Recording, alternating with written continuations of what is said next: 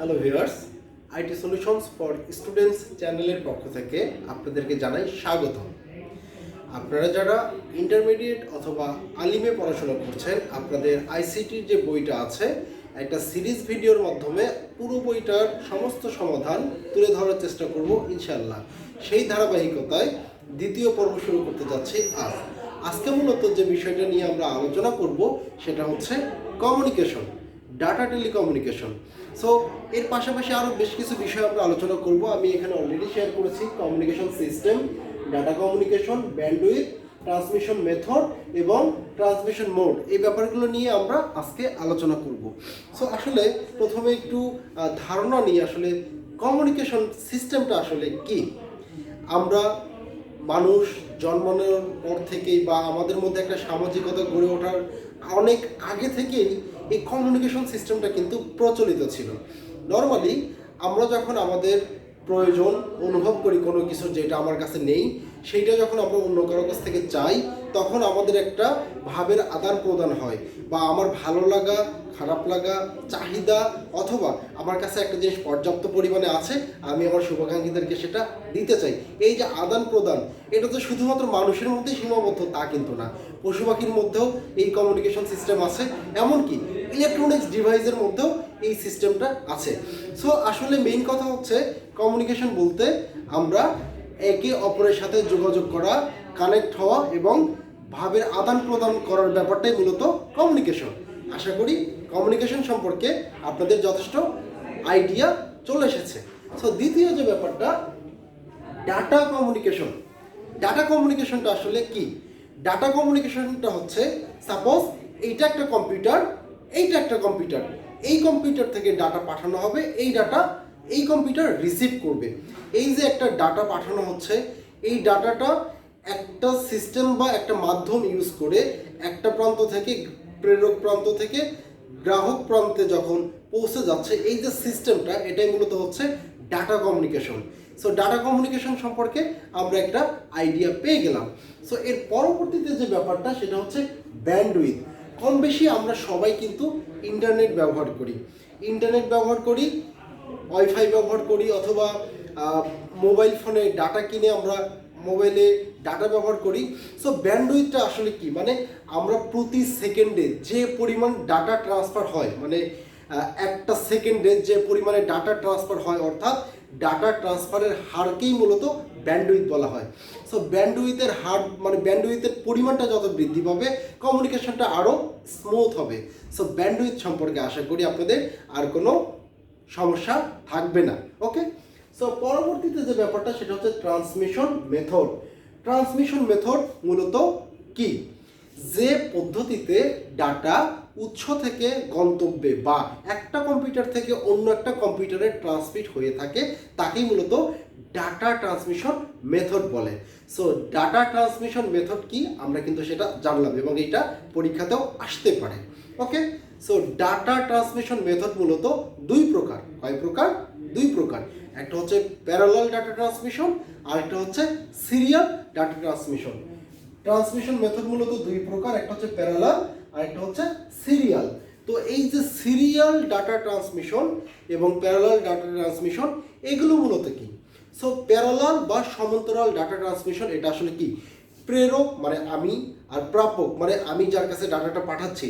So প্রেরক ও প্রাপকের মধ্যে সমান্তরালভাবে ডাটা চলাচলের পদ্ধতিকে মূলত প্যারালাল বা সমান্তরাল ডাটা ট্রান্সমিশন বলে। ওকে, প্যারালাল ট্রান্সমিশনের কি কি সুবিধা আছে? যেমন খুব দ্রুত ডাটা স্থানান্তরিত করা যাচ্ছে, ডাটা ক্যারেক্টার হিসাবে স্থানান্তরিত হচ্ছে। এর পাশাপাশি ডেটা স্থানান্তরের মানে একটা ডাটা যখন একটা জায়গা থেকে আরেকটা জায়গায় স্থানান্তর হচ্ছে, এটার দক্ষতা অনেক বেশি এবং একই সাথে অনেক বিট চলাচল করতে পারে। এগুলো মূলত প্যারালাল ট্রান্সমিশনের সুবিধার পাশাপাশি প্যারালাল ট্রান্সমিশনে কিছু অসুবিধাও আছে। যেমন বেশি দূরত্বে এটা ব্যবহার করা যায় না। দুইটা প্রেরক এবং প্রাপক সেন্ডার এবং রিসিভারের দূরত্ব যদি বেশি হয় সেক্ষেত্রে প্যারালাল ট্রান্সমিশন আসলে ব্যবহার করা যায় না, এবং এটা অনেক ব্যয়বহুল। কারণ যখন এন সংখ্যক বিটের জন্য এন সংখ্যক তার বা চ্যানেলের প্রয়োজন হবে তখন আসলে এটা সম্ভব না। সো সুবিধার পাশাপাশি কিছু অসুবিধাও আমরা জেনে নিলাম। সো আরেকটা যে ব্যাপার সেটা হচ্ছে সিরিয়াল বা অনুক্রম ডাটা ট্রান্সমিশন। তো সিরিয়াল ডাটা ট্রান্সমিশনটা আসলে কি? যে ডাটা ট্রান্সমিশন পদ্ধতিতে প্রেরক ও প্রাপকের মধ্যে ধারাবাহিকভাবে এক বিটের পর এক বিট, মানে একটা বিট স্থানান্তরিত হবে তারপরে আরেকটা বিট স্থানান্তরিত হবে, তাকেই মূলত সিরিয়াল ট্রান্সমিশন পদ্ধতি বলে। মানে আমরা কি জানলাম? সিরিয়াল ট্রান্সমিশন পদ্ধতি কি? যে ট্রান্সমিশন পদ্ধতিতে প্রেরক এবং প্রাপকের মধ্যে এক বিটের পর আরেকটা বিট, মানে ধারাবাহিকভাবে একটা বিট যাবে দেন আরেকটা বিট যাবে, এই যে স্থানান্তরিত হওয়ার যে পদ্ধতি, এটাই মূলত সিরিয়াল ট্রান্সমিশন পদ্ধতি। ওকে, সো সেক্ষেত্রে সিরিয়াল ট্রান্সমিশন পদ্ধতির কিছু সুবিধা আসলে জেনে নেওয়া যাক। ডাটা চলাচলের জন্য একটি লাইন বা চ্যানেলের প্রয়োজন হয়, তাই খরচটা অনেক কম। এখানে একটা চ্যানেল বা একটা লাইনে ডাটাটা ট্রান্সমিশন হয়ে থাকে, যে কারণে খরচ তুলনামূলক কম। আর আরেকটা যে ব্যাপার সেটা হচ্ছে যে কোনো দূরত্বে, যত দূরত্বে হোক না কেন, যে কোনো দূরত্বে ডাটাটা স্থানান্তর করা যায়। এর পাশাপাশি যন্ত্রপাতির খরচ তুলনামূলকভাবে অনেক কম, এবং এখানে নয়েজ মানে শব্দ নয়েজের প্রভাবটাও অনেক কম থাকে। সো আমরা সিরিয়াল ট্রান্সমিশনের কিছু সুবিধা জানলাম। এবার আমরা জানবো সিরিয়াল ট্রান্সমিশনের কিছু অসুবিধা। যেমন এটা অনেক ধীর গতি সম্পন্ন, একই সময় একটি মাত্র বিট স্থানান্তরিত হতে পারবে, একাধিক হতে পারবে না। এর পাশাপাশি প্যারালাল টু সিরিয়াল এবং সিরিয়াল টু প্যারালাল এর ডাটা রূপান্তর ক্ষেত্রে বিশেষ কনভার্টারের প্রয়োজন হয়। উইদাউট কনভার্টার এই ট্রান্সমিশনটা আসলে সম্ভব না। সো আমরা কিন্তু প্যারালাল এবং সিরিয়াল ট্রান্সমিশনের সুবিধা এবং অসুবিধাগুলো জানতে পারলাম, এবং কাকে বলে কি বলে এগুলো কিন্তু আমরা জানতে পারলাম। সো এখান থেকে কিন্তু আমরা প্যারালাল এবং সিরিয়াল ডাটা ট্রান্সমিশনের মধ্যে পার্থক্যটা খুঁজে বের করতে পারবো। পরীক্ষায় আসার মতো একটা বিষয়। সো আমরা এখান থেকে পার্থক্যটাও বের করতে পারবো। সো এর যে পরের যে ব্যাপারটা আমরা মূলত এখন আলোচনা করব data transmission method. Data transmission method মূলত এটা হচ্ছে কয় প্রকার, এটা আগে একটু শেয়ার করার চেষ্টা করি। ডাটা ট্রান্সমিশন মেথড মূলত তিন প্রকার। একটা হচ্ছে সিমপ্লেক্স, একটা হচ্ছে হাফ ডুপ্লেক্স, আর একটা হচ্ছে ফুল ডুপ্লেক্স। তো এই বিষয়গুলো নিয়ে আমরা একটু আলোচনা করব, বাট তার পূর্বে আমরা একটু জেনে আসি এই যে সিরিয়াল ডাটা ট্রান্সমিশনের যে তিন প্রকার, সে প্রকারগুলো যে আমরা জেনে আসলাম। আপনার হচ্ছে অ্যাসিনক্রোনাইজ, সিনক্রোনাইজ এবং আইসোক্রোনাইজ যে ব্যাপারগুলো আমরা জেনে আসলাম। তো এগুলো মূলত কি বা এগুলো মূলত কাকে বলে? সো আমরা যদি সিনক্রোনাইজ, অ্যাসিনক্রোনাইজ বা আইসোক্রোনাইজ ট্রান্সমিশন এগুলোর ব্যাখ্যা আসতেই পারে পরীক্ষায়।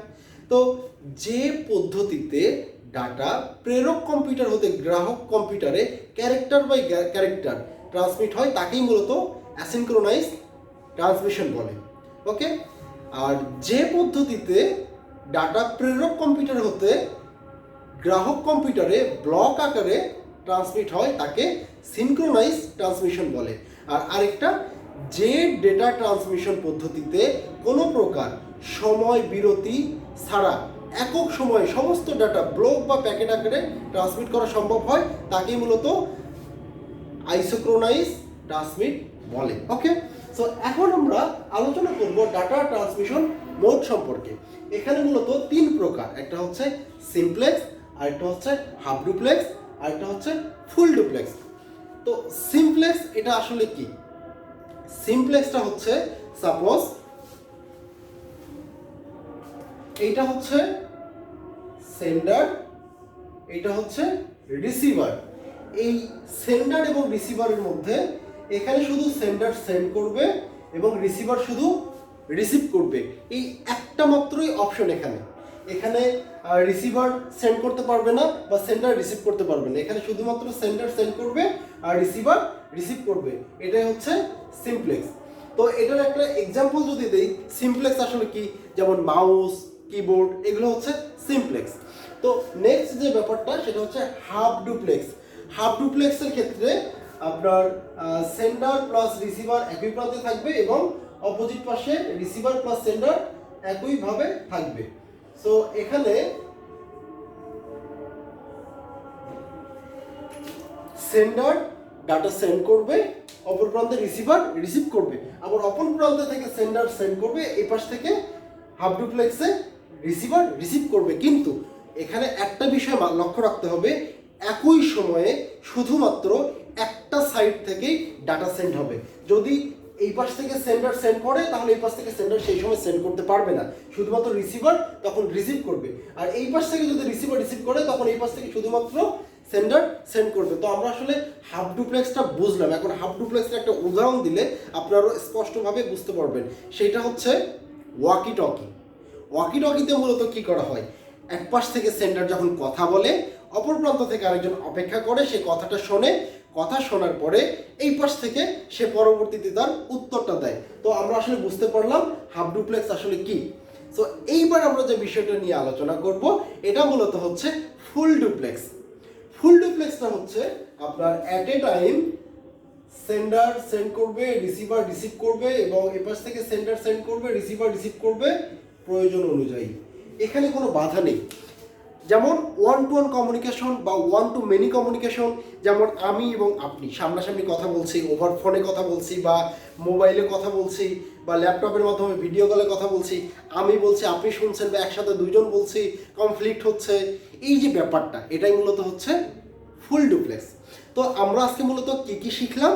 আজকে আমরা শিখলাম কমিউনিকেশন সিস্টেম কি, কমিউনিকেশন ডাটা কমিউনিকেশন কি, এরপরে শিখলাম ব্যান্ডউইথ মূলত কি, ট্রান্সমিশন মেথড দুই প্রকার, একটা হচ্ছে প্যারালাল মেথড আর একটা হচ্ছে সিরিয়াল মেথড। সিরিয়াল মেথড আবার তিন প্রকার, অ্যাসিনক্রোনাইজ, সিনক্রোনাইজ, অ্যাসিনক্রোনাইজ, এই তিন প্রকার হচ্ছে মেথড। এরপরে আমরা শিখলাম data transmission mode, simplex, half duplex, full duplex. আশা করি এই সমস্ত টপিকের উপরে আপনার আর কোনো সমস্যা থাকবে না। আপনারা যদি আমার প্রথম ভিডিওটি মিস করে থাকেন, আমার ডিসক্রিপশন বক্সে আমি প্রথম ভিডিওর লিঙ্কটা দিয়ে দিয়েছি, আর সম্পূর্ণ সিরিয়ালটি দেখার জন্য অনুরোধ জানাচ্ছি। আপনি যদি আমার এই চ্যানেলে নতুন হয়ে থাকেন অবশ্যই একটা সাবস্ক্রাইব করে পাশে থাকা বেল বাটনটিতে প্রেস করে রাখবেন, আমার সর্বশেষ ভিডিও সবার আগে পেতে পাশে থাকবেন ইনশাল্লাহ। সো আজকে এই পর্যন্তই, ধন্যবাদ সবাইকে, আসসালামু আলাইকুম।